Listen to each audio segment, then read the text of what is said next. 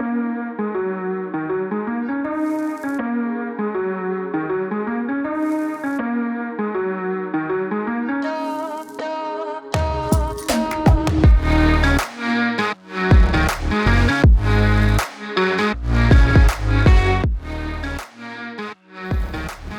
back to another episode of the Buffalo Happy Hour. We are here. Mike is not here today. It's just me. We are here in the Addie's tasting room with a new friend. We'll get to introductions in a second. Just want to thank Addie's again for hosting us, letting us use the tasting room for another interview. We have a really exciting one today. We have a representative from MGP who is going to be talking about their process, and then we're going to be tasting some great juice that he brought. So you want to do a little bit of an introduction, and we'll go from there? Yeah, thanks for having me. Mm-hmm. I'm Ian Stirsman. I'm the master distiller of MGP's Ross and Squibb Distillery. So people hear us talk about it all the time, like MGP as a whole. Can you kind of explain a little bit what MGP is? Yeah, MGP is a lot right now. So we do a lot of contract distilling. So we make the whiskeys, especially the rye whiskeys, GNS, gin, that go into a lot of different brands. We also have some food ingredient business, but that's not really what we're here to talk about. And MGP started in Atchison, Kansas, and they started with a large distillery making GNS and gin, contract distillation mostly. And then in 2011, they purchased our distillery, and that's when they really got into making the whiskeys, the bourbons, the rye whiskeys. So Ross and Squibb, what's the origin of that? Because that goes before MGP acquired you, obviously. So did you make primarily ryes before then? So our history, so we were MGP of Indiana after 2011 when MGP purchased us. And then we acquired Luxco a couple years ago. And with that, there came a few more distilleries, the Limestone Branch Distillery, where Yellowstone Bourbon's made, the Lux Row Distillery, where Ezra and Rebel are made, and then Distillador Gonzales, where we make some of our tequilas like El Mayor. And with that, we also wanted to focus more on our own brands coming from the Lawrenceburg Distillery. So we wanted to give the Lawrenceburg Distillery a name that meant a little more than MGP of Indiana, and that really paid tribute to the history we have there at the distillery. Because the distillery's been around since 1847. Okay. So we're one of the oldest, we have as much history as pretty much any distillery out there in the U.S. at least. So when MGP approached the distillery, the standing distillery that's been around for a while, what was that discussion like? Do you know? That was before my time. Yeah. So I don't really know, but it was, there was really good timing for them because in 2011 we were kind of getting out of a bourbon glut. Sure. And whiskey was really, American bourbon was really just starting to take off. Rye whiskey was really just starting to take off. So I don't know how those conversations went. I wasn't part of them, but it was good timing for them. It had to be fascinating, though, because, so MGP itself, you talked about contract distillation. How much of it is kind of out there in the world? You don't have to give actual distillery names or brand names out there, but how much does MGP actually contract out? It's a lot. We don't talk specific volumes. Sure. Just we're publicly traded, and we've never made that information public. Oh, okay. So we can't talk specific volumes, but you go to a store like where we're at right now, and you look around the shelves and turn bottles around, start looking. Distilled in Indiana is going to be on a pretty big portion of those bottles. So that's how you can kind of tell if you're going to a liquor store, you turn it around and it says Indiana. It's probably mostly MGP. Yeah, mostly. We have a couple kind of new smaller distilleries in Indiana that are great too, but yeah, 95% of everything that says distilled in Indiana on the back is probably going to come from us.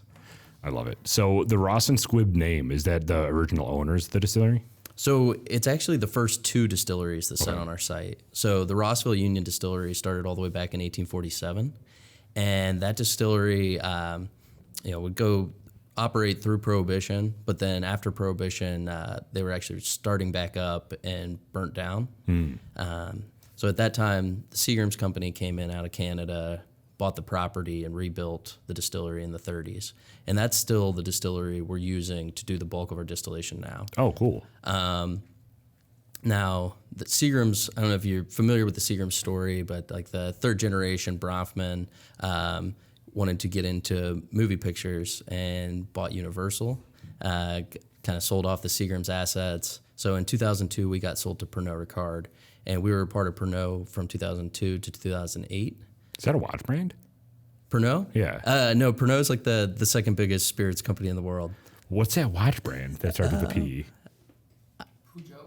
Peugeot? Yeah, I thought there's another one. But okay, so it's the second. Okay, I got Yeah. you. Pernod is Pernod Ricard. Pernod Yeah, Ricard. Okay, Pernod yeah. Ricard. Sorry, I threw a little No, wrench you're in there. fine. No. So we were Pernod until 2008. In 2008, we were purchased by a holding company out of the Caribbean, and we operated under the moniker LDI, Lawrenceburg Distillers. And that was just from 2008 to 2011. In 2011, MGP purchased the distillery. And MGP purchased it really to make, they had already were in the contract distillation world, but they weren't into the brown goods, whiskeys and ryes. So we started getting into contract distillation of whiskeys. A few years in, I guess it's probably about 8-9 years ago, we purchased a very small brand in Cincinnati that was the Remus Bourbon brand, and they were already purchasing our bourbon for their brand, but we purchased the brand as our own about 10 years ago. And we started off really small, just kind of organically growing. We were only in a few states. And we also then started the Rossville Union Rye Whiskey brand shortly after that. Again, small organic growth. And then when we acquired Luxco a couple years ago, all of a sudden we have distribution in almost every state, really kind of refocused on our own brands. And then, I'm sorry, I totally skipped over the squib part of the distillery. So that squib part started in 1869, and that distillery was actually owned by George Remus during Prohibition, continued to operate during Prohibition, was owned by George Remus. And then after Prohibition, the Shenley Company bought it. So I don't know if you've ever heard of the Old Quaker brand. It's an old brand of whiskey, but it was the Old Quaker distillery for Shenley up until the 1980s when it shut down. And then we purchased that property in the 2010s, and we use those old Shenley rickhouses now for maturation. So it's all one continuous property, but originally it was two different distilleries. How big is the property, like acreage-wise, do you know? It's about a mile, a little over a mile from north to south. Wow, that's wild. Yeah. There's just so much good juice that comes out of these two distilleries that it's pretty sweet to see. So we have a lot of these brands in front of us, Remus and Rossville. When you're trying to take some stuff for your own, what is that process like? Like, do some companies have more seniority and say, I want this bottle, but you actually kind of want to, or barrel, and then you actually kind of want to keep some stuff for yourself? Like, how does that work? So we sell whiskey in a lot of different ways. So some companies will buy new make from us. So when we say new make, what they do is they'll purchase a contract and we'll lay down that whiskey for them. So it's theirs the day it's made. And we barrel it, we put it in our rick houses. They're going to pay storage fees to keep it in our rick houses, and then whenever they're ready to dump that whiskey, we'll dump it for them. But then we also lay down a lot of whiskey for, we call it MGP put away. So that's going to be sold to customers at a later date. Sure. We're going to age that to increase the value of it and sell it as aged whiskey. So, and then we put away stuff for our own brands, and then that's kind of a one pool, right? That whiskey for us. So then we can kind of decide from there, what are we going to sell and what are we going to put into our own brands. Gotcha. So when they reach out to you, if they did want you to distill it for them, do they tell you a specific mash bill, or do you have mash bills that you consistently make that then goes to them? It really depends on the customer. Sure. We do a lot of different mash bills at the distillery. For a distillery our size, we probably do more different things than anyone else. There's only a few distilleries our size. Typically, they're going to make anywhere between 1 and 4 different mash bills.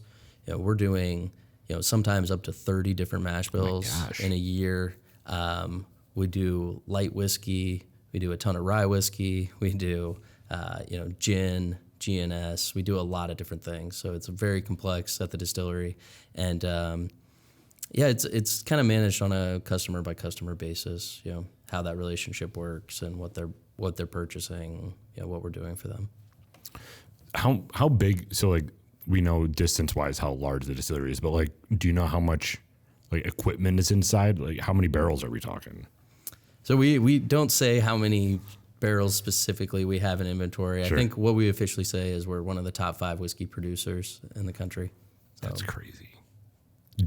So where do you get all this grain from if you're going to be, I don't know if you can get into that detail either, but like with how much you guys are producing, you have to have multiple sources because the amount of grain that you're consuming has to be so much. Yeah, and we source our grains from different areas, and we're pretty picky about what we bring in. Most of our rye will come from Germany and Sweden, so it comes from Europe. And we'll get pre-shipment samples. We'll select what grain we want to come over. It'll come over on a big ocean-going vessel into New Orleans, and then they'll send us pre-shipment samples of barges, and we'll select the holds out of that ship that we want, and it'll get barged up to Louisville, then trucked to the distillery. For corn, we mostly source locally, within a couple 100 miles of the distillery. Okay. I'm sure that makes it easier that you're not shipping the corn because, I mean, but you do have rye too, and all the rye coming from overseas? Not all of it. Okay. We've done a lot of experimentation with different rye over the last few years. So we've done some North American rye, but the bulk of our rye comes from Europe. Is there an area, because within the United States and obviously within Europe, you have all these different climates that have rye grow differently. Is there a certain region that you prefer in the distillation process as opposed to others? Like New York rye is one of the big ones that is kind of taking off right now with that Empire Rye movement. But have you tried New York rye, or is there any other rye that would work better in your mash? We have tried different ryes, and for us, we can't match our flavor profile with anything we've tried from North America. Okay. But we don't always have to match that flavor profile, right? Their other ryes, are different and interesting. But for the bulk of our distillation, we'll probably stick with the European rye, just because that's the flavor profile that we're really going for the bulk of what we do. But we play around with other things, for one-offs and experimentation. We actually do a ton of experimentation into like the rye grain itself. So we kind of started with identifying what compounds are responsible for the flavors you think of when you think of a rye whiskey, right? So like what makes that cinnamon and the clove and the baking spice. And then we traced those compounds back to their precursors in the grain. And then we started looking at methodology to test for those precursors in the grain, and we started looking at different varieties, what varieties are high in those compounds that we're looking for, and that's kind of helped guide us to sourcing different ryes and experimentation. And then we also looked at what can we do in the distillery to really bring out those flavors to convert those precursors to those flavor compounds we're looking for. Do you have like an internal science lab or something like that, like where you're doing all this like chemical tracing? Because I think when you talk about whiskey, there's so many people of the population that have no idea of the back end process that goes into making it. Like you just think that you have these cereal grains that can make a brown spirit after being put in a barrel and that's it. But I mean, hearing you talk about the flavor profile that you're looking for in your rye whiskey is mostly coming from Europe. Like, talk us through how you even go about that. And first of all, what is the flavor profile that you're looking, if you can kind of tease it to somebody that's never had your whiskey before? And then also, like, what is that process of actually figuring it out? Because that's fascinating. So, yeah, we do have a large lab. We have a whole staff in our lab. But we also work with universities, too, to help with our research. And then we have a whole team of engineers. I'm a chemical engineer myself, and we have a team of probably 6-7 engineers, just always working on that kind of thing. And sorry, what was the full question? Like if someone hasn't had your products before, or MGP, or maybe they don't even know they're drinking MGP, like we were saying, it's not right there on the label. How would you classify your rye taste? You said clove and a little bit like that, but how would you classify your rye normally taste that you're looking for? So the taste that I'm looking for in our ryes is that baking spice, the clove, cinnamon, kind of those traditional rye flavors. And then also our rye has kind of a unique mint note, and a lot of people get a dill note. So like my favorite ryes from the distillery are the ones that are really heavy in that mint and dill, Sure. but also have that as traditional rye flavors as well. Is it your favorite because you don't normally get that note from somewhere else? I think it's my favorite just because that's what I like. Sure, yeah. I mean, I don't know. Yeah. It is. I do think it's a little bit unique to Sure. our distillery. I have had some ryes not made at our distillery that have been pretty minty, but that dill note I've never really found in a rye elsewhere. I gotta start searching for it because now if we try a rye here and I'm gonna like be thinking about it, it's gonna be like, you know, as soon as you start telling people what you taste, it's like, oh yeah, I taste that too.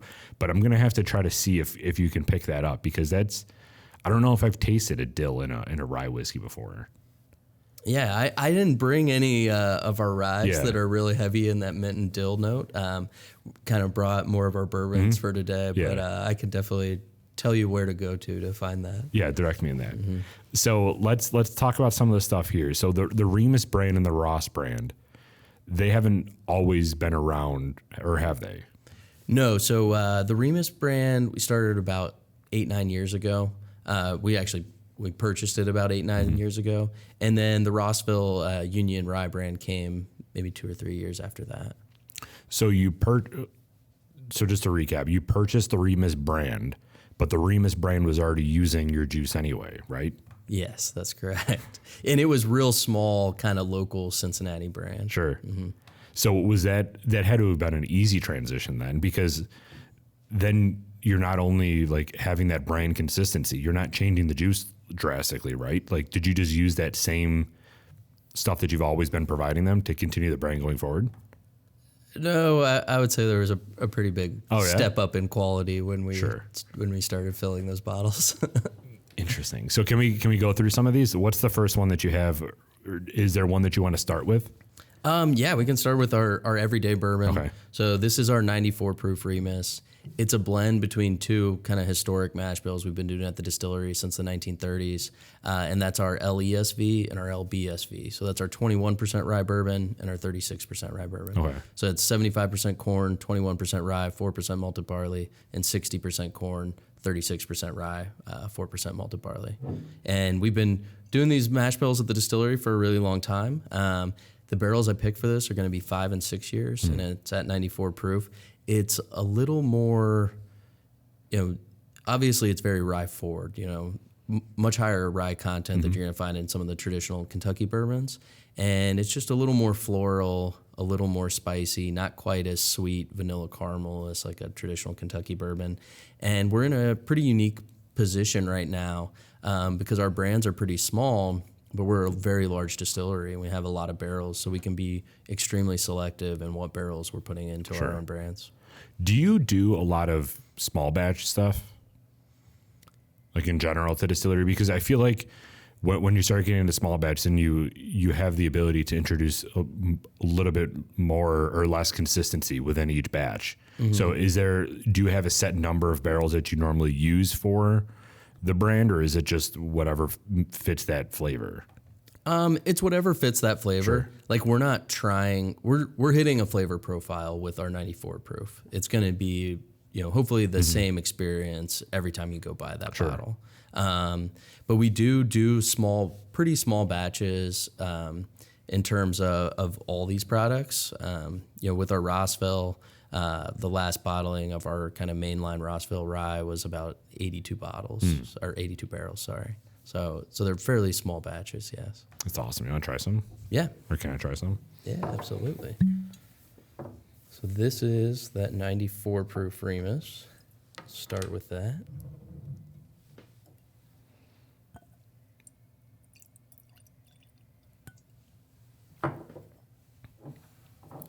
Awesome. Of course he does.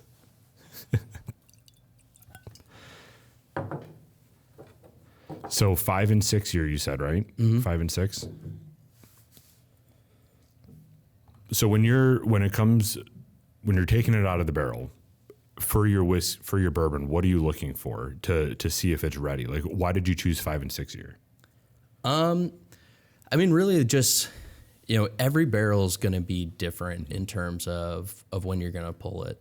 So we look at barrels that are kind of have matured, or we would say they've matured pretty early for 5 and 6 year for the Remus 94.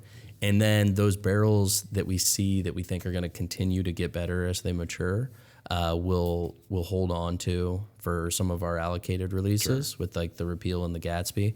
So actually, like it's pretty easy. Like I work with our master blender, and I say it's easy, but I lean on him pretty heavily. It's pretty easy. Like the 5 and 6 year, and then the Repeal is extremely easy to blend. It's actually those higher ages that are really difficult because it's hard to watch these barrels as they age and pick the right ones to keep and hold on to some of those higher age statement bourbons. Yeah. What is the highest age statement that you have? It's our Gatsby Reserve, this one here. So 15? It's 15, yeah. Because that's got to be tough. Like, this tastes so good now, but do I want to wait and keep it for another 9 years? Yeah, yeah. Well, cheers, man. Yeah, thank you. And usually, like, the ones that are going to go into this maybe weren't that great at 5 and 6 years old. Usually, like, the barrel that's going to be best at 15 usually wasn't the best at 5 or 6, right? That's really good. It's very sweet, and it tingles the sides of your tongue. Yeah, thank you. We, like I said, we can be really picky with what we're putting into this just because of how many barrels we have versus the size of our brands. They're still it's very caramely. Yeah, I would say to me, it's a little less caramely than some of the Kentucky bourbons. Just a little more floral, but it definitely has that caramel in it still. I mean, it's still, a lot of corn in those. So do you take influence from, when you say floral and MGP kind of having that gin background, do you take some of the influence from there to try to figure out if there's a floral note that resonates well with the gin that's been produced and try to get that replicated in whiskey at all, or no? No, not really. Yeah. It's pretty different notes in the gin and the whiskeys. We do sensory on everything we make. So like every morning, kind of the first thing I do is I go into the distillery. We'll have our morning meeting, kind of talk about the goals for the day. But after that, the next thing I do is go to our sensory lab, and we'll have all the distillates that we made from the previous day on a table. A lot of them we'll just have lettered, and then we'll have to pick out, what we made in those distillates versus the standard of kind of like what is that standard that we're trying to hit. So we do that with our gins, with our whiskeys, even with the GNS. And so I think that probably helps us be a little more well-rounded, just because we are constantly looking at all those flavor profiles from all the different spirits when we're blending. But it's not something that I've ever really consciously thought about. This really doesn't taste like a 94 proof at all. Like, this goes down so much. Like, you get, when I associate a higher proof, I mean, this is still 94, so we're not talking like super high proof at all, but normally I start feeling it like in the middle of my chest. And here it's only like tingling the sides of my tongue. Like, this is very, very well made to where I don't feel bad drinking more of it, I guess, if that makes sense. But like, that 94 proof goes down very, very light. Well, thank you. That's what we're going for. We're trying to impress. So I appreciate that. The label behind it, one of the things that we do for our weekly whiskey reviews is we look at label branding and try to figure out, does it stand out on the shelf? What's the bottle like? What's the cork like? Is it a real cork? Is it a synthetic cork? When designing the bottle of the Remus brand, is that consistent from when it was previously, the other, before you acquired it? No, it's changed a few times. Sure. So it was different before we acquired it. When we acquired it, we changed the packaging again. And then we actually just recently overhauled all of our packaging once more. So this bottle here is fairly new. The old bottle actually had a George Remus's face on it, like his kind of silhouette with a hat on. Nice. So this, we kind of changed it to look more Art Deco to kind of match the packaging of the Gatsby and the Repeal. The Gatsby and the Repeal have just gotten a ton of good publicity and attention over the last couple of years, so we really wanted to make that connection a little tighter. The Gatsby kind of looks, and we'll talk about it, but the Gatsby kind of looks like cognac vibes to it. Yeah, it's a fancy bottle. We wanted to really play on that Art Deco look with the bottle, and I think our marketing team did a pretty great job with that. So you personally, I know that this is probably going to open up a can of worms, but what is your favorite type of whiskey? Are you a rye guy? Are you a bourbon guy? And like of your mash bills that you create, what do you normally tend to go to when you go to a store and you pick something off the shelf? So I'm a rye whiskey person, like very wholeheartedly. I love bourbon, but rye whiskey is my first love and will always be my love. And when I go home, after working at the distillery all day, I'm usually reaching for our rye whiskey. How many different blends or mash bills of rye whiskey do you guys make? Ooh, really, there's two main ones. So the two main ones are 95% rye, 5% malted barley. That's probably the mash bill our distillery is most famous for, and that would be the predominant mash bill we make as far as rye whiskey goes. We also do our 51% rye, 45% corn, 4% malted barley, which is a little bit more of a bourbon drinker's rye, a little sweeter with that corn, and we do a pretty fair amount of that as well.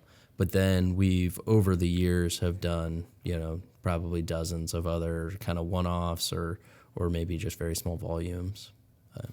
I've always been curious, too, because you see a lot of the, 95.5, you see 51, 49, or 46, or sometimes 49. Is there a combination that doesn't work, in your opinion? Like 75 rye and, is there a percentage between 51 and 95 that just doesn't work for you? No, I don't think so. I haven't found that. Each one's just going to be different. Sure. But I really enjoy our 95.5. We actually, one of the ones I brought for you to taste today is actually a different mash bill. It's 51 rye, 49 barley malt, and that's a totally different experience than any of our other ryes. That one is bottled and bonded, and I guess we'll kind of transition to that one. What is that process like to have it bottled and bond? I think that you might be the first distillery that we've interviewed that makes their own stuff that is bottled and bond. So what is all this whiskey technically bottled and bond if it's been 4 years in 100 proof? No, because a lot of this is 5 and 6 year old. This is 9, 10, and 16 year old. So there are different vintages. With bottled and bond, it has to be distilled in the same season. So the barrels have to be distilled in the same season. Yeah. So the whole rick house or warehouse though is bonded, right? Like you're not making a certain area of the rick house bonded.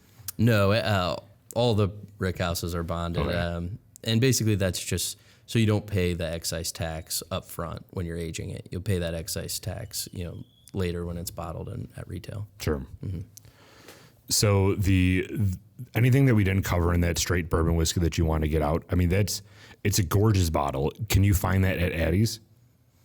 Yeah, they're bringing it in here. So they're bringing it in this month. Yeah. I don't know when you're going to air this. Yeah. Sorry. No, that's fine. So when this comes out, it should be here. Okay. Do you roundabout know what price it's going to be released for at all? $40. $40? Wow. What? Yeah. Great price for that. Yeah. Thanks. So when you're looking at prices, we always say that kind of that $50 mark is when you start competing with a lot of higher end whiskeys, and coming in at $40. That's a steal for this product. This is probably one of your more entry level products. Is that accurate? Yes. Yeah. This would be our entry level bourbon. And that's the one that's probably most available, even not in New York State. Do you have an area on a website or something where somebody can look up and see if that's available in a liquor store near them? Yeah, we actually do. So if you just go to our website, Remus Bourbon, there's a store locator on there that can help you out. Cool. You want to go to the raw stuff? Yeah. We can grab a dump bucket too if you want. Well, I don't know if you want to dump it. I don't know if that's like sacrilegious or something. I'm really excited to try this brand because I've always thought about the prospect of MGP having their own, or branches of MGP having their own product. And just being an outsider looking in, it always thought, like, my first thought was, is there going to be conflict? Like, because you have MGP making stuff for other brands, and is there going to be ever any conflict between different brands and you wanting to make your own stuff? Obviously, that's clearly not happening, right? Have you had any pushback from any brands at all? No, I don't think so. I mean, the industry is still, rising, and everybody in this industry is just super friendly. Like, there's no like cutthroat competition in this industry. We go do events together. I see, people from other distilleries all the time. I have friends that I used to work with at MGP that have moved on to other distilleries, and if I'm going to be in town, I call them up. They'll invite me to come to the distillery and hang out, and everybody in this industry is in it together. Sure, that's awesome. All right, you want to try this one? Yeah. So this is a pretty new product, so really brand new product, and it's our 6-year bottled and bond Rossville Union. So it's 51% rye, 49% malted barley. And it's very different than any of the other rye mash bills we do because of that. So no corn in here at all. It's 51 and 49 malted barley. Yeah.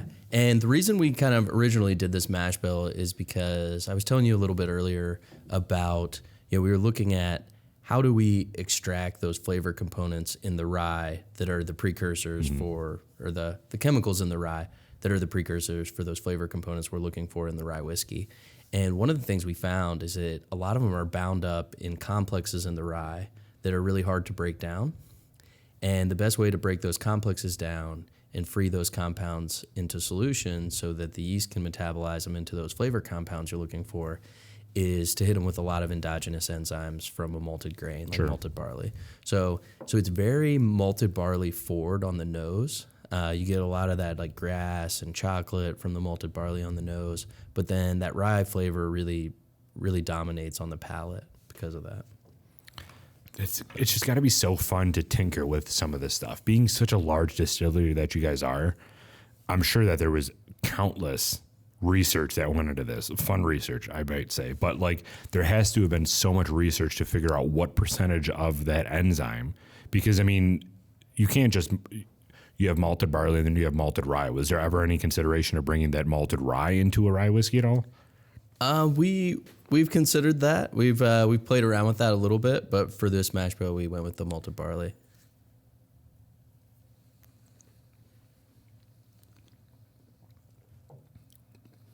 Ooh, that's kind of a unique taste, but that is a very unique mash bill, right? Like I don't know if I've ever heard of a 51-49 malted barley. Because normally you get some of that corn in there, which to me, like I'm with you. Rye whiskey is my favorite.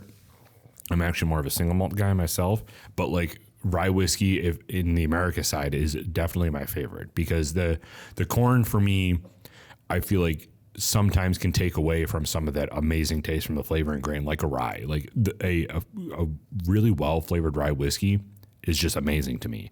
And having 51% rye and not introducing that corn is fantastic. Yeah, I like this a lot. I'm with you where rye can just be so much more complex than corn. And what we found too is that every different variety of rye produces a totally different rye whiskey. Where we've done a lot with different varietals of corn, and some people might not agree with me, but corn is kind of corn to me. Like we've played around with different varieties of corn, and sometimes they're fun, but we did stuff with blue corn, and all of our fermenters were purple, and that was fun. But at the end of the day, to me, from a flavor profile, corn is kind of corn.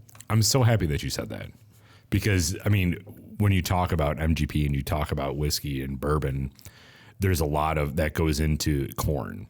And hearing you say that it's corn, it's kind of refreshing for me to hear from someone like you that like rye whiskey is very complex. Have you done anything with any malt, like single malt at all?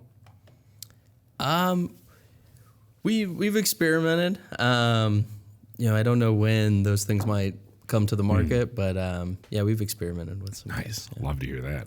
So this is 6 year. This is bottled in bond. We talked a little bit about it, but can you go into the requirements from a distillation standpoint? What constitutes a bottled in bond product? Yeah, it's just your typical, from a distillation standpoint, it's just going to be distilled like a bourbon, right? So below 160 proof, barreled no more than 125, or below 125.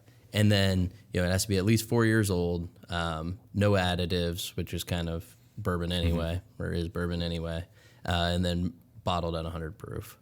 So it really was created and then stored in bonded warehouse. Sure. So it was really created because, back in the day when the Bottled and Bond Act happened, there was just a lot of adulteration of whiskey. So it was really just a label you could put on there to show that it was pure whiskey, unadulterated. Sure.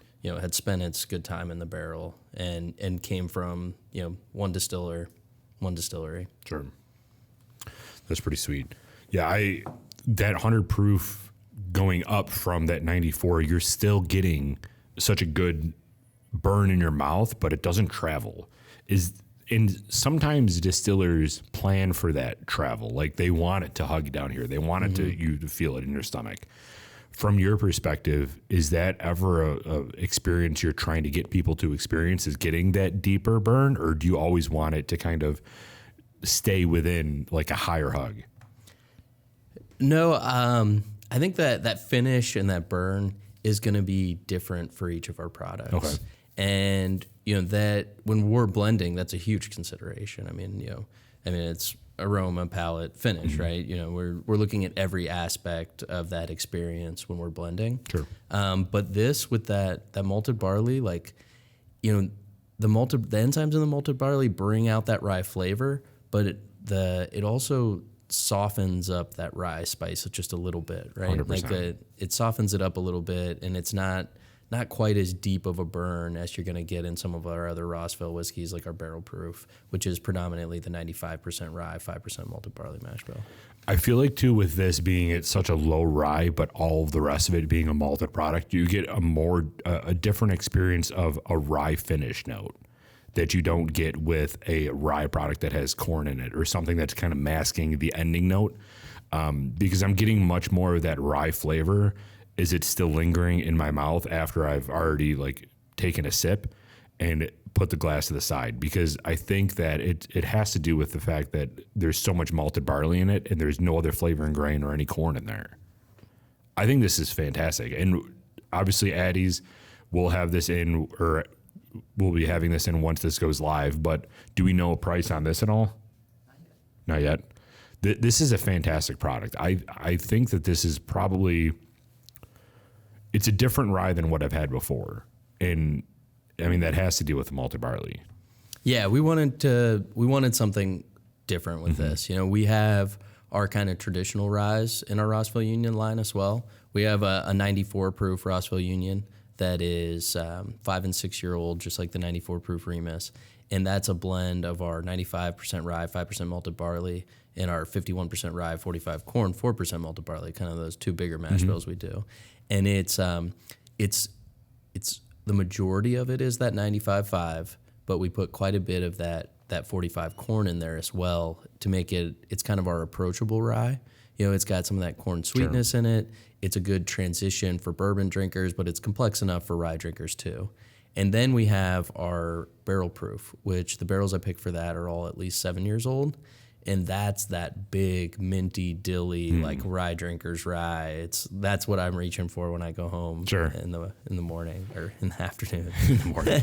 I will say though, this isn't an unapproachable rye at all. Like you said, that corn added to it makes it a little bit more approachable. This is extremely approachable. You're not getting a lot of rye burn from this at all. No, that's that malted barley. Right. It just kind of. Yeah, it just softens it up a little bit, makes it a little more kind of grassy, cereal-y, chocolatey. Sure. Mm-hmm. This is fantastic. I appreciate this. Thanks. I don't want to keep drinking so much. You know, we got to drive home after this. But obviously, we have to try these other ones, though. So we went from the straight bourbon that is kind of your entry-level main steak. That's our bourbon product. This rye is a little bit more intricate. Like, it's still approachable for individuals. What else do we have here? We have the Gatsby, the 6-year, and the repeal. So kind of tell us a little story about the Gatsby version and what is this supposed to portray? So the Gatsby's are 15-year. It's kind of our top-end product. It's those same 2 bourbon mash bills that are in our everyday 94 proof Remus. But the barrels I picked for this are going to be all at least 15 years old. So it's difficult to blend because we're doing all that work before we're actually blending it, right? We're trying to pick out those barrels that are going to be good at 15 years old. Because I'd say a high percentage of our barrels are not going to be good at 15 years old. They're going to be over oaked. They're going to be kind of that bitter tannic, you know. So we got to pick out what's going to be good, what's going to keep getting better to that age. Sure. And then the reason we do kind of the Gatsby Reserve and the Art Deco packaging is because of George Remus, the person. So George Remus was a bootlegger during Prohibition. He grew up in Chicago, and his uncle owned a pharmacy. And from a very young age, he worked at the pharmacy. By the time he was 18 years old, he'd put himself through pharmacy school and purchased the pharmacy from his uncle. And, you know, he was very ambitious. He got bored being a teenager pharmacist, so he decided to go to law school as well, or put himself through law school. By the time he was 21 years old, he had put himself through law school and passed the bar. So he was a pharmacist and an attorney by 21. And what?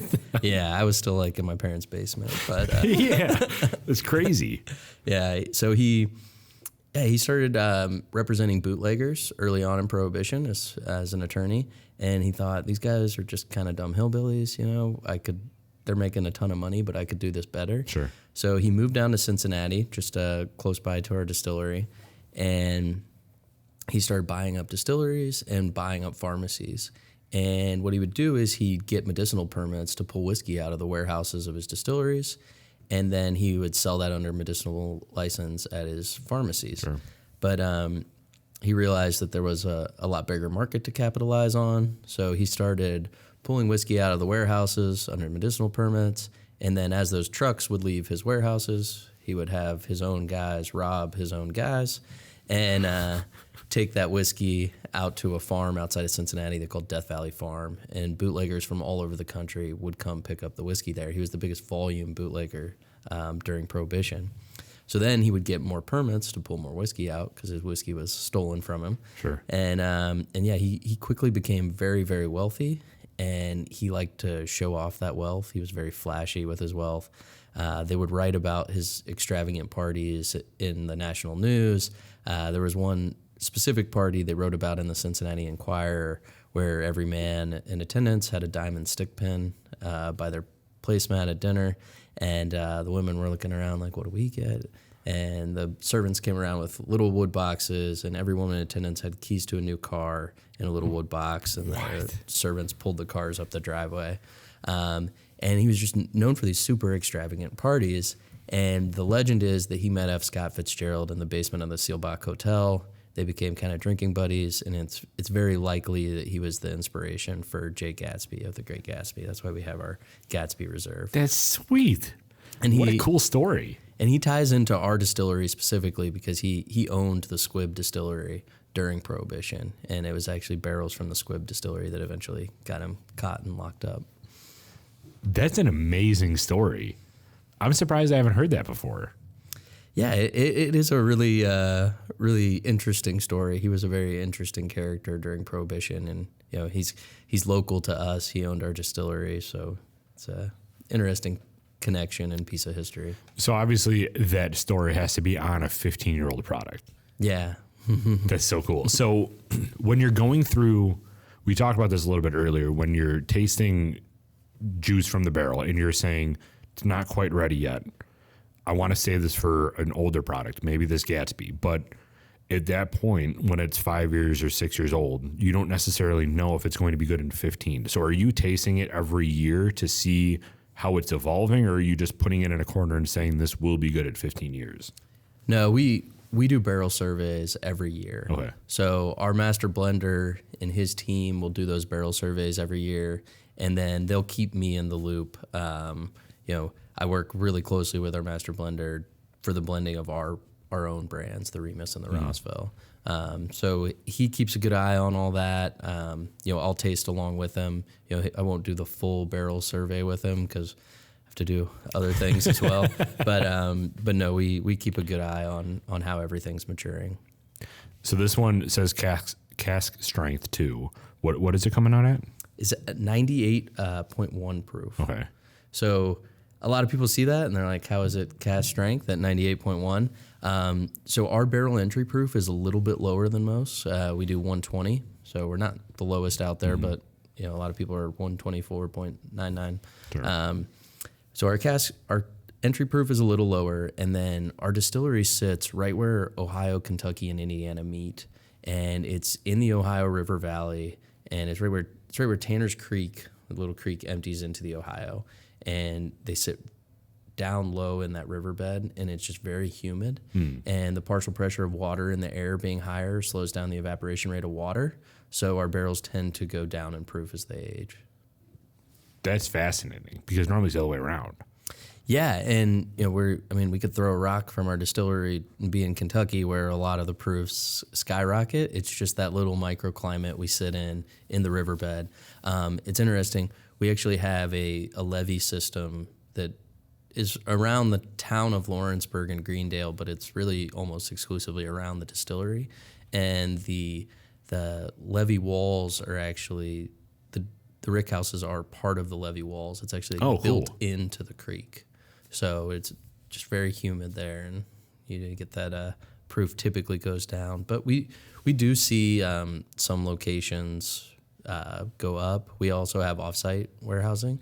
So we have a couple locations. We have a location in Indiana as well as in Kentucky. So the profile and the proof will be a little different out of those rick houses, which gives us more options to blend with. That's fascinating. The whole difference in climate, and again, we talked about this a little earlier, when people don't necessarily understand the chemical makeup that makes up whiskey. Also, the barometric pressure and the humidity and all that stuff changes so much in the product.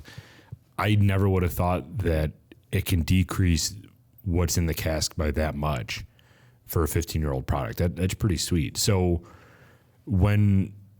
you're not diluting that, obviously. When you dilute the 94 and the 100, obviously 100 is bottled and bond, so you have to dilute it to that. But when you're diluting it to the 47, are you using, what is your diluting process for that? It's just typical. We're going to use demineralized water, and we don't do the slow proofing or anything like that. It's just going to be, proofing down with demineralized water to hit that bottling proof. Are you using the same casks for all this stuff too? For the most part? Kind of, for the most part. Our standard is 4-char staves with 2-char heads, and we predominantly work with ISC and Speyside. But over the years, if I go and look at our inventory, we have dozens of different coopers, barrels in inventory. We've played around with lower chars, with heavy toasts, with longer aged, longer seasoned staves. We've done pretty much everything over the years, but most of the whiskey that's going to go into all these was going to be 4-char staves with 2-char heads.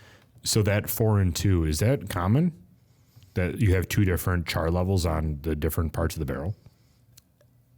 I actually don't know the answer to that. I don't know what all the other distilleries do specifically. Yeah. That's been the way we've been doing it at our distillery for a very long time, and that kind of gives us the profile we like. I'm not sure. I know what a couple of the other bigger guys do, but I don't know what everyone does. It could be common, but that's the first time that I've heard using 2 different chars in the same barrel. So what makes the head so much different that you're using a different char on that? I think it just gives us that profile we're looking for. So in general, the lower the char, the more flavor you're going to pick up early on, the more color you're going to pick up overall. So a lot of people think like the color comes from the char, but the char really acts like a charcoal filter. Like your Brita water filter doesn't add color, right? I hope not. That'd be weird. And so actually the higher char level, the less color it imparts. So that char really helps kind of filter out any off notes, and then with those heads being lower char, it helps kind of pick up some of that color and some of that flavor a little quicker than you would if the whole thing was 4 char. That's fascinating. Yeah, I didn't even know that you could do that. So you just talk to ISC and you're like, hey, I want this. Yeah, I mean we use a lot of different coopers, but yeah, that's what cool. we specify when we're purchasing barrels. Can I try a little bit of that one? Yeah, absolutely. Because 15-year. So we talked about what your favorite mash bill is, and you said that you like rye. Do you have a specific proof point that you like too, that you normally gravitate towards? I typically like cast strength. Okay. And I think there's a lot of kind of misinformation in the community about proof. Kind of the hot thing is like high proof, and the higher the better, right? So like people like those hazmat bottles. But I think there's a little bit of a misunderstanding that cast strength is cast strength. Like, 130 proof is not more flavorful than 106 proof if they're both cast strength. Sure. Like you're getting the full flavor. You're not diluting with any water. And the ethanol is not giving you flavor. I could take 193 proof off of our rectifiers and add it to this bottle to make it very high proof, and it would be very unflavorful, right? Because that 193 proof has no flavor. Sure. So I think it's kind of this weird misconception that higher proof is better, when really people just want cast strength. They want something that hasn't been watered down at all. And it's, I don't know. I think it's interesting. There will be changes at different proofs in the barrel. So as that barrel spends more time at a higher proof, maybe it will extract more alcohol solubles from the barrel than water solubles, and vice versa. But really, I kind of don't understand this trend of like the hazmats and stuff. I don't fully understand it. I feel like it has to do a lot with like guys being like, yeah, I can handle it. It's like, come on, it's not that, because even when you're drinking a 94 proof, you're tasting a product from an expert that feels like adding this amount of water makes this whiskey taste the best. So I remember I was talking to this guy and he's like, I don't drink anything under 110. It's like, all right, guy, chill out, because there's some really good whiskeys that are 90 proof, that are 100 proof.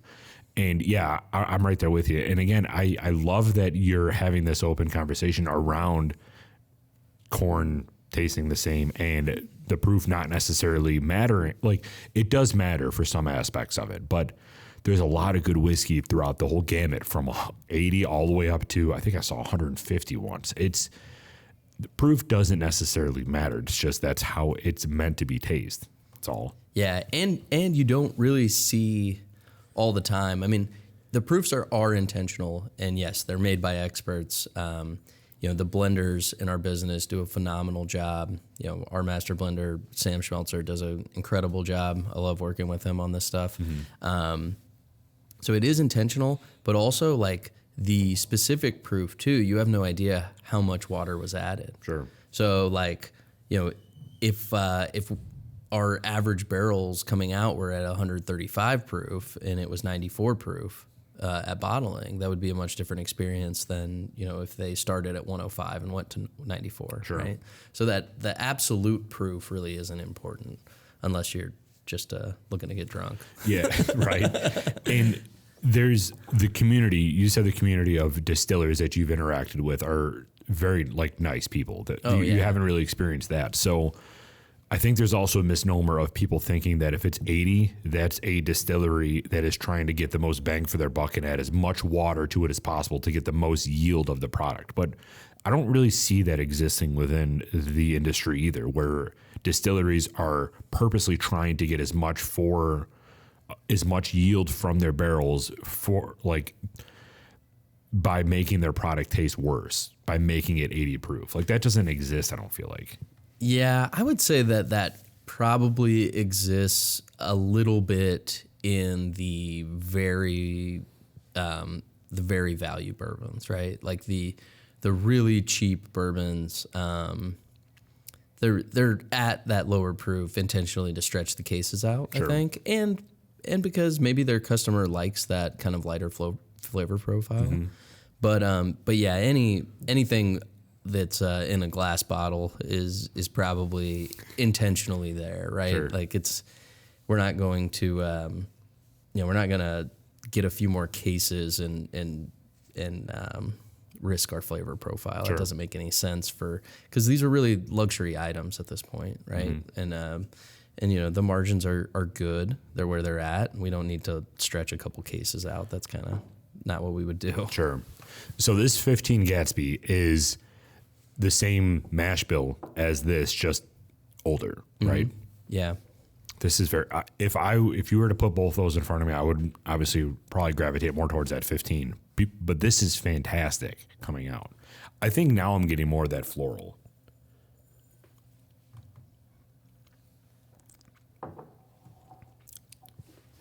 This is a good product. Yeah, thank you. Yeah, our older bourbons kind of pick up like this like cherry cola type of flavor. This one's very heavy on the oak, where this is going to be a little more of that cherry cola.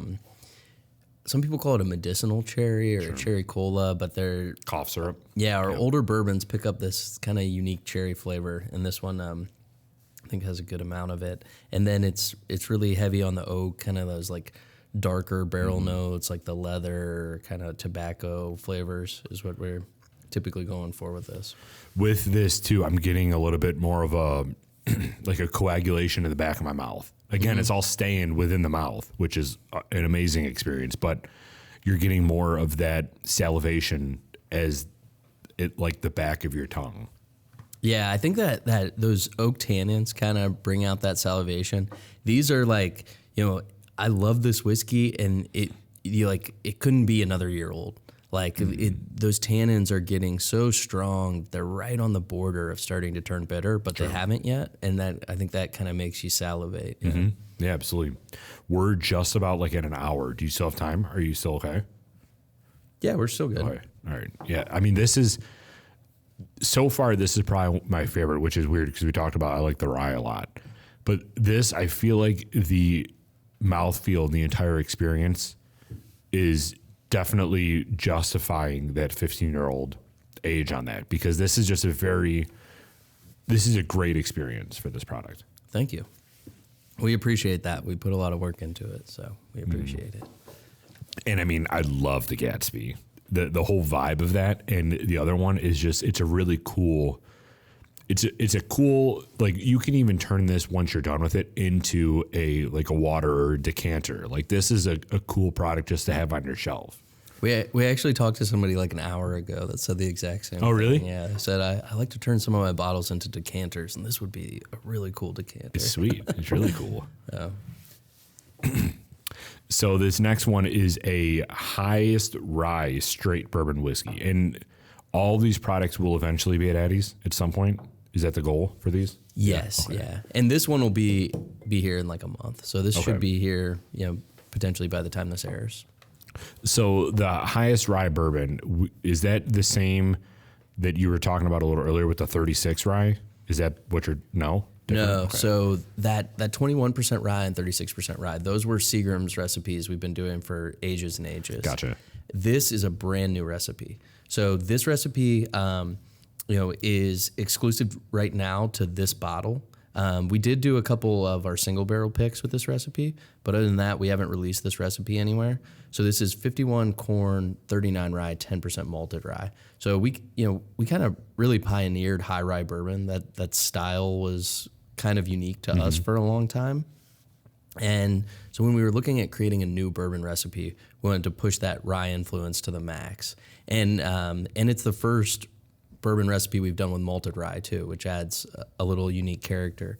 So we've been kind of I'm really excited about this one. Me and our master blender have been kind of monitoring these barrels over the last 6 years, and we thought this year was finally the year to break it out. We tasted it at quite a few different proofs. We knew we wanted it to be higher. That's kind of the trend. So we tasted it. I think we started at like 103, went to about 112, and we settled in at that 109. And what I love about this mash bill is that it's not what you think it's going to be. Sure. So you hear that 49% rye bourbon, like the most rye you can have in a bourbon, and you think like that rye is really going to hit you in the face, like it's almost going to be like a boar rye. And that at the front of the palate, it's like all brown sugar and sweetness, which like doesn't even really make sense. Sure. But then that rye really like starts to slowly creep in on the back of the palate, and it almost turns into like a ginger snap cookie type of flavor. I couldn't be more happy with the way these turned out.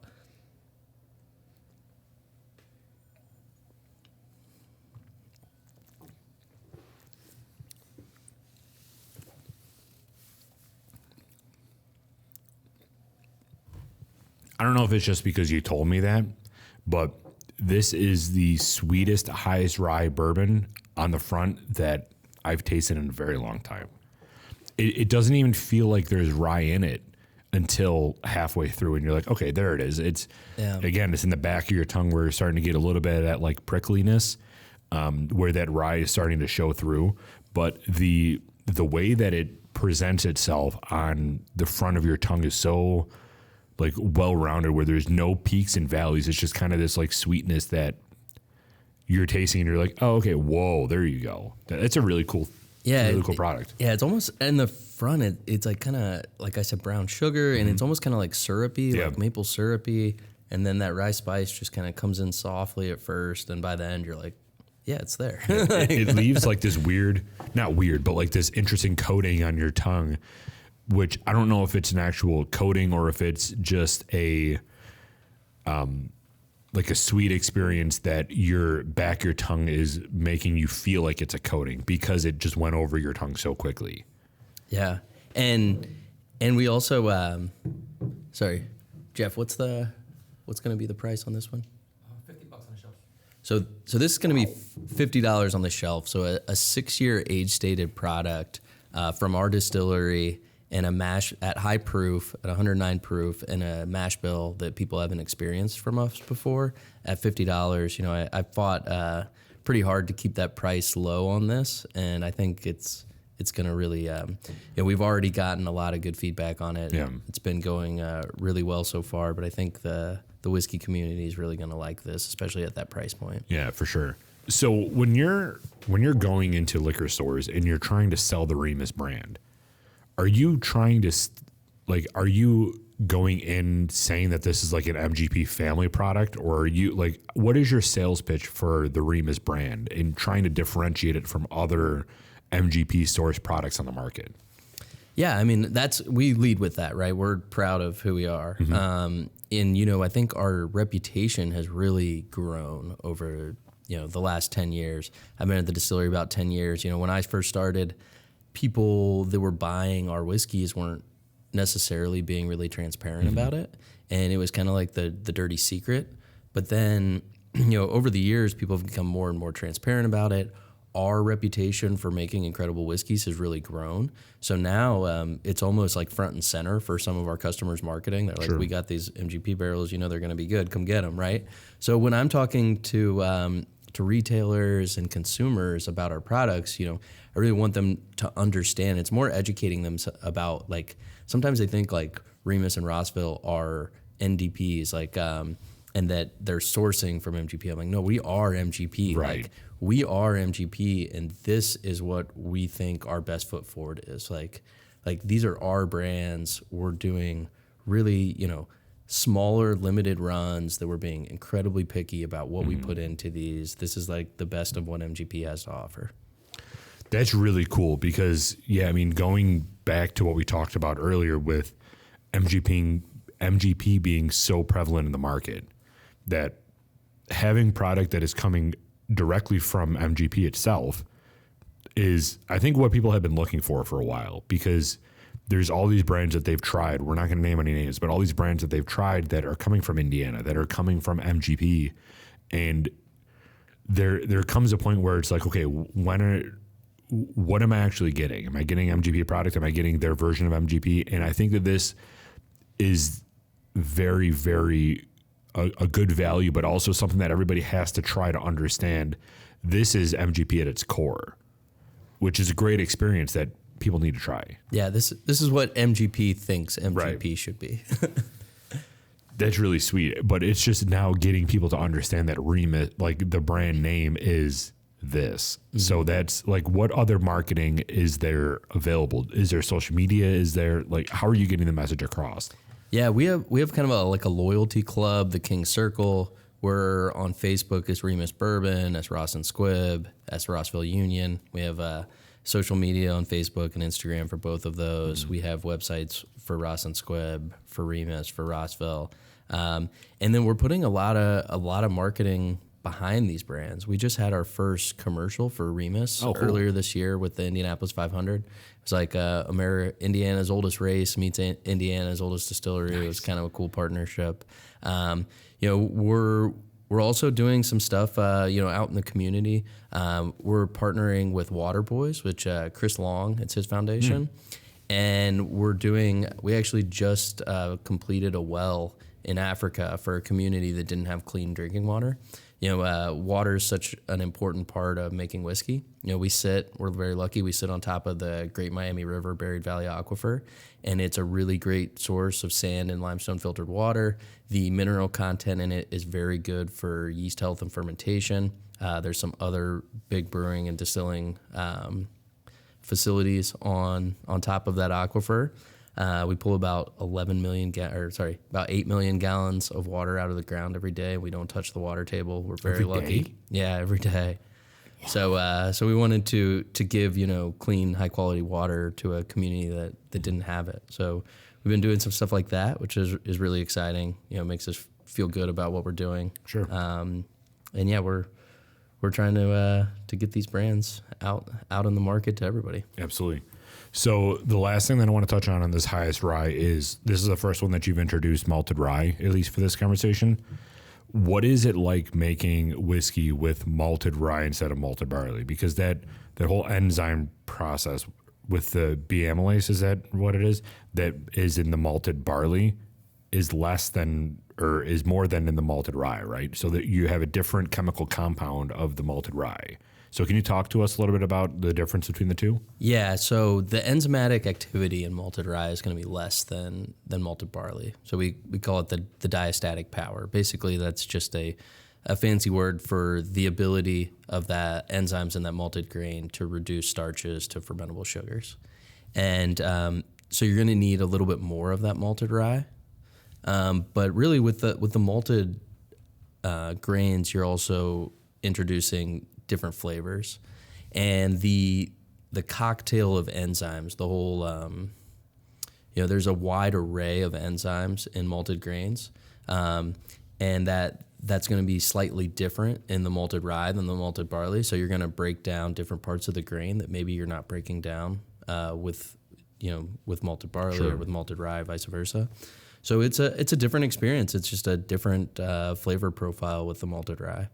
But you typically are going to need more of it for conversion. Does it translate like 10 malted rye is the same as 5 malted barley, or is it not that simple? It's not quite that simple, just because we get that diastatic power when we bring in the malted grain. That's part of the certificate of analysis. Mm-hmm. But that's not real constant. Like, it changes from batch to batch, so it's not like malted rye is always this, sure, and malted barley is always this. So it changes, but it's significantly more higher diastatic power with malted barley, especially the malted barley we're bringing in, sure, the Distiller's malt, which is a blend of 2-row and 6-row, but it's very high diastatic power.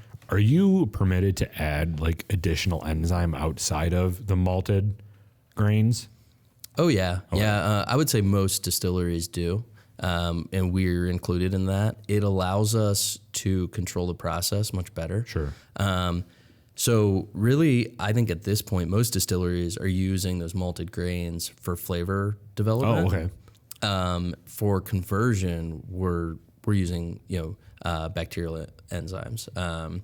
So you really with malted grains, you can't control the degree of polymerization of those starches like you might want to during the cooking process. Sure. So, you often, especially with heavy rye mash bills, you're going to need to break that viscosity early on in the cooking process. So you're going to need to add, some rheology modifying enzymes or some alpha amylase, something to break that viscosity early in the process. But then when you expose it to higher temperatures, gelatinization temperatures of the starches in corn especially, if you've created sugars at that part of the process, you're going to degrade those sugars. You're going to get some kind of burnt off flavors from that. So you don't really want to add malt early in the process, but you need to break that viscosity somehow, right? And then, during fermentation, if you're using some kind of glucoamylase, you can really control the amount of sugar available to your yeast all throughout fermentation, because you don't want too much sugar in the beginning. Right. You don't want to osmotically stress the yeast, and you want, we call it SSF, simultaneous saccharification and fermentation,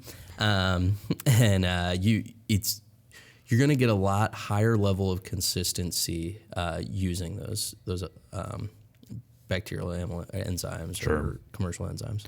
So I'm in love with the nerdy stuff. Like, this is what gets me going, is this conversation right now with the whole chemical compounds and everything. I'm not traditionally educated in like chemical engineering like you are, but what is the benefit of doing study like that, coming into the distillery industry, having that chemical engineering, right? You said? Mm-hmm. Yeah. What is the benefit of going, if there is any, having that background coming into the distillery industry, or just learning basically on the job? So I think the education helps you understand what's going on in the distillery at a little deeper level. Okay. With all the heat transfer that's going on, the biological and chemical reactions that are going on, having that education helps you understand that at a little deeper level instead of just at like a experiential level, I guess. Like, we experience things and we take observations, but you really need that science behind it to really understand why. Sure. But also, I think the biggest thing is just, I think the engineering and the science background helps, because you have to be very scientific, very thorough in everything you do with distilling, because you don't understand fully the result of a change you make for years down the road, right? We have our standards of what we want our whiskeys to taste like when they go into the barrel, but we don't fully understand a change until that whiskey comes out of the barrel, right? So any kind of change you want to make small changes, you want to collect a lot of data, you want to be very scientific in any kind of change you're making. And I think that education kind of helps build that mindset before you get into it. Sure.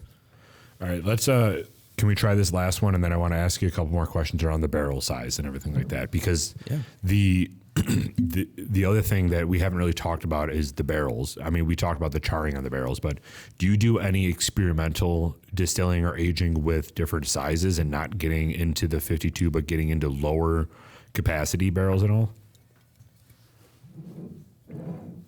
So we do not. Okay. At our volumes, it wouldn't make much sense for us to be doing anything in smaller barrels. And in my experience, this is being anecdotal, like I told you we shouldn't be. In my experience, anecdotally, most of the whiskeys I've tried in smaller barrels have not been well balanced to me. And maybe that's just because we're conditioned to think of that balance as a 53-gallon barrel. But, there's a lot we don't know about what happens in the barrel. But, we do know there's basically, three different things going on. You have your oxidation reactions, your organic acids turning into esters, giving you those fruity notes. Basically, when it gets cold, that liquid will absorb more oxygen. Then when it heats back up, those oxidative reactions will occur. And you have your extraction. So you're extracting solubles out of the barrel. And then you have kind of your filtration. You know, the charcoal is going to filter out some off flavors and things. And in a smaller barrel, you're going to have a different volume to surface area ratio. You're going to have, you know, potentially more extraction of those soluble compounds out of the wood faster, but you're not going to speed up those oxidation reactions. And to me, in my experience, that tends to lend itself towards a balance that I don't personally like. Okay. So I don't have really any interest in experimenting with the smaller barrels. So it's not something we've done. Sure. And maybe we're just snobs and traditionalists, but that's how I feel right now. So Well, I mean, kind of to that point around experimenting with that, do you guys even have time to make experimental distillate at all, or is it kind of trying to stick with what's been working? Like, how much time do you actually have to experiment? yeah, so we do experiment, and like I said, we have to be really careful with our experimentation, really scientific about it. You know, some of the smaller distilleries can maybe try some like crazier things, right? But you know, a small run for us is maybe what a craft distillery makes in a year. So it's hard for us to take big risks, right? Like we do a lot of experimentation, but it better be good, or somebody else might be talking to you next year. Sure. Yeah, right. That's awesome. So we just poured this last one, the Remus Repeal Reserve. Can you talk a little bit about that one?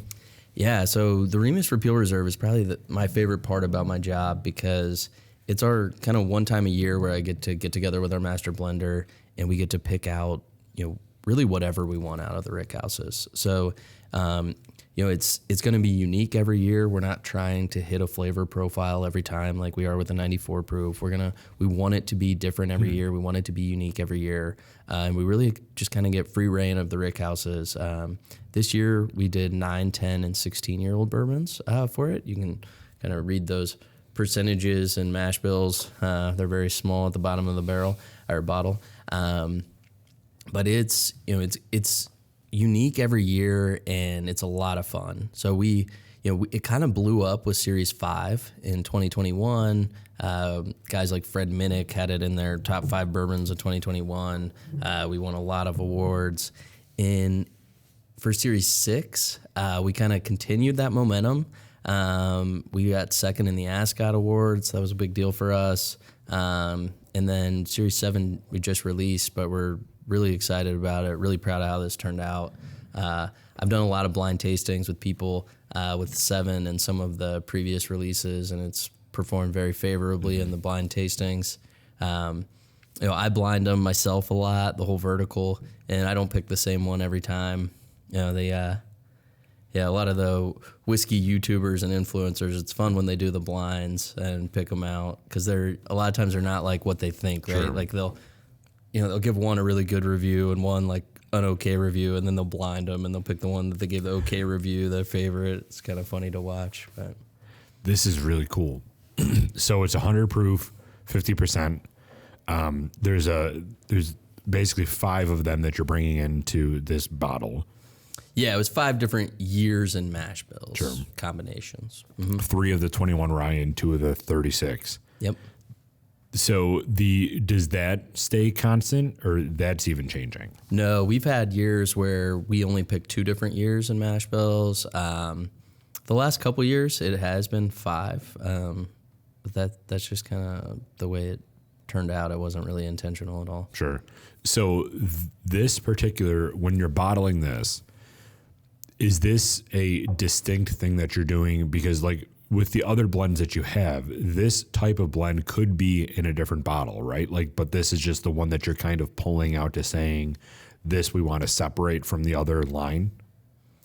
Yeah, and this is going to be some of our older bourbons typically. Okay. So Right. The 16-year. Yeah. You said. Okay. So yeah, but yes, those mash bills could be in other things as well. This is really good. You can taste a lot of that 16, I feel. Yeah. Kind of funny. Some like the influencers and reviewers, they're like 6% 2007. What is that, like 3 drops? And they don't understand that 6% 2007 makes a huge difference. Mm-hmm. And really, the barrels of that 2007 are going to be like really heavily tannic because, a lot of them are ones that we wouldn't necessarily put into this because they wouldn't perform well on their own, but they make an incredible blending stock.